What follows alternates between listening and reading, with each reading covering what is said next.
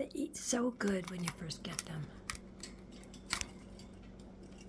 Cilantro, carrots, and broccoli sprouts, and cabbage and carrots, and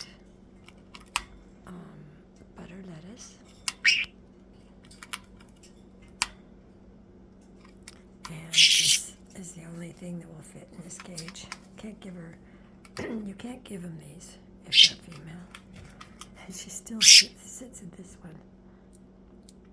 Now she's just having fun with a quinoa cake, huh?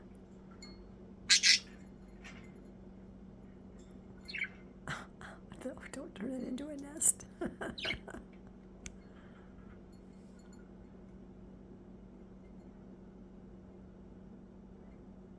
And cabbage. Red cabbage and white cabbage.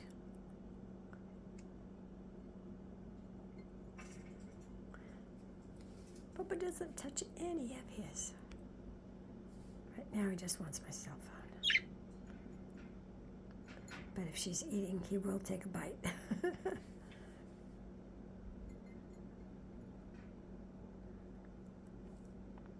And they're divided for about 3 more months, but they get out 4 to 6 hours or more a day.